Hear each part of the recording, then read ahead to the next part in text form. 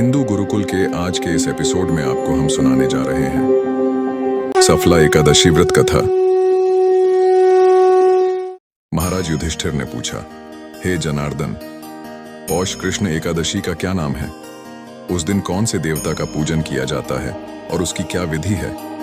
कृपया मुझे बताइए। भक्तवत्सल भगवान श्री कृष्ण कहने लगे कि धर्मराज, मैं तुम्हारे स्नेह के कारण तुमसे कहता हूं कि एकादशी व्रत के अतिरिक्त मैं अधिक से अधिक दक्षिणा पाने वाले यज्ञ से भी प्रसन्न नहीं होता हूं।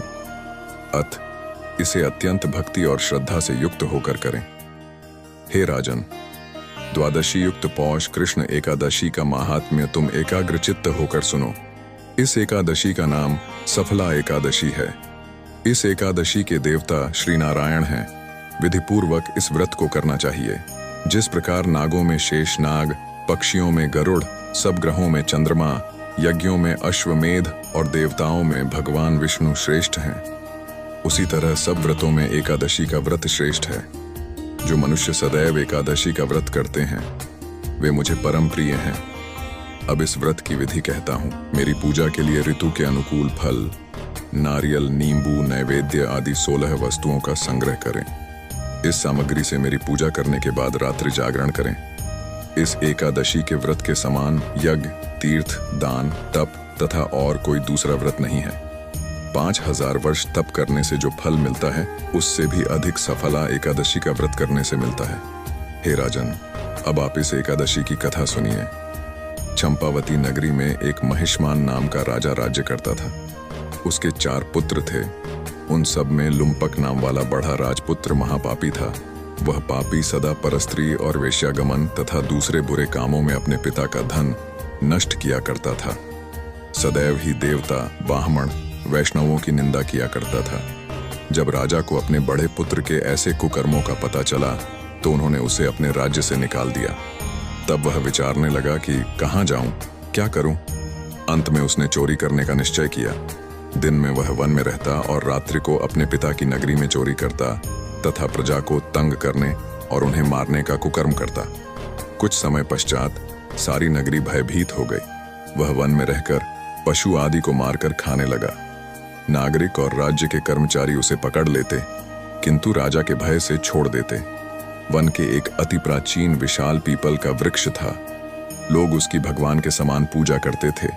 उसी वृक्ष के नीचे वह महापापी लुम्पक रहा करता था। इस वन को लोग देवताओं की क्रीड़ा स्थली मानते थे।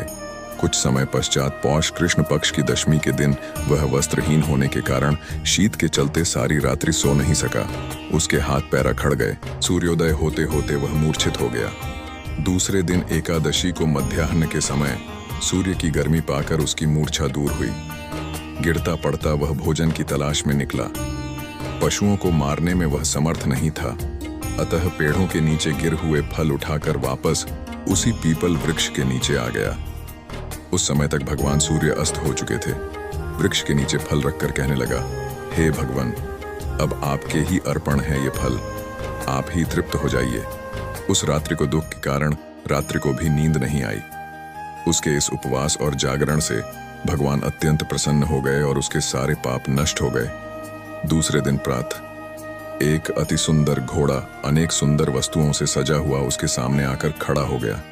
उसी समय आकाशवाणी हुई कि हे राजपुत्र, श्री नारायण की कृपा से तेरे पाप नष्ट हो गए।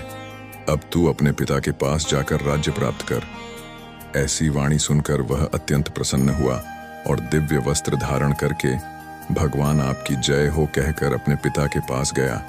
उसके पिता ने प्रसन्न होकर उसे समस्त राज्य का भार सौंप दिया और वन का रास्ता लिया। अब लुम्पक शास्त्रानुसार राज्य करने लगा। उसके स्त्री पुत्र आदि सारा कुटुंब भगवान नारायण का परम भक्त हो गया।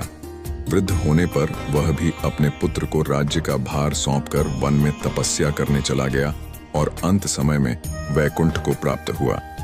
अतः जो मनुष्य इस परम पवित्र सफला एकादशी का व्रत करता है उसे अंत में मुक्ति मिलती है।